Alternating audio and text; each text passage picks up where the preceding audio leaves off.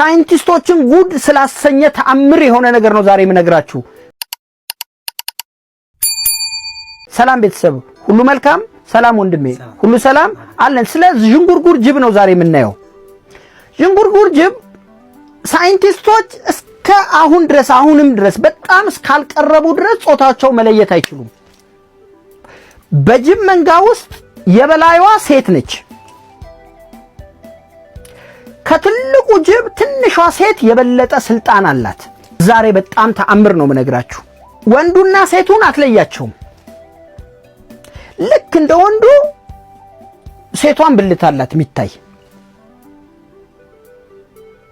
ሐሰተኛው ብልት ወይም ደግሞ ሲዶ ፒነስ ይባላል። እንደ ወንዱ 30 ሳንቲም 40 ሳንቲም ያህል እንደዚህ ወጥቶ ነው ያለው። ወንድ ነው ሴት ነው የሚለዩት በጣም በትንሽ ነገር ነው።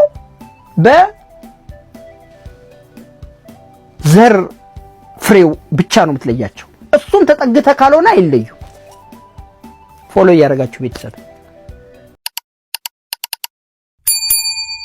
የሚገርምህ ብዙ ተአምራቶች አሉት በዚህ ውስጥ። እቺ ሴቷ ጅብ የምትሸናው በዚሁ ብልት ነው፣ የምትወልደው በዚሁ ብልት ነው። ይገርማል በጣም። ግንኙነት የምታደርገው በዚሁ ብልት ነው። በፍጹም እሷ እስካልፈቀደች ድረስ ግንኙነት ማድረግ አትችልም። ይዘጋል፣ ይቆልፋል። እሷ ስትፈልግ ግን ግንኙነት እሷ ማድረግ ስትፈልግ ያንን ነገር ትከፍትለትና ልክ እንደ ካልሲ ይሰበሰባል። ነገር ግን መሰብሰብ ብቻ አይደለም፣ ፖዚሽኗን እስካላስተካከለችለት ድረስ ሊያገኘው አይችልም። ምክንያቱም እንደሱ ወደ ውጭ ያለ ነገር ነው። አጅብ አትልም?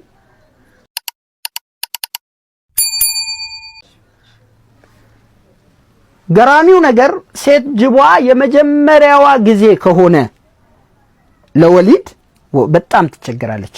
የምትወልደው በሱ ነው። አሁን ምን እያወራ ነው ልትሉኝ ትችላላችሁ። ምናልባት ኤዲተራችን ካገኘው ሲወልዱ የሚያሳይ ቪዲዮ ካለው በደንብ ስለምታዩት እሱ ላይ በደንብ ታዩታላችሁ። የመጀመሪያዋ ጊዜ ከሆነ ወይ እናት ወይ ልጅ የመሞት እድላቸው ከ70% በላይ ነው። በጣም የሚያሳዝንህ ነገር ብትተርፍ እንኳን እናትየው ለረጅም ጊዜ ትታመማለች። ኢንፌክሽን ይፈጥራል። ምክንያቱም ሊሰነጠቁሉ ይችላል። በዛች ቦሮ እንግዲህ ልጅን የሚያክል ነገር የሚወጣው ነገር ግን ከመጀመሪያው ጊዜ ወሊድ በኋላ ችግር የለውም። ስለሚሰፋ ትቦ በዛ መንገድ በሰላም ትወልዳለች።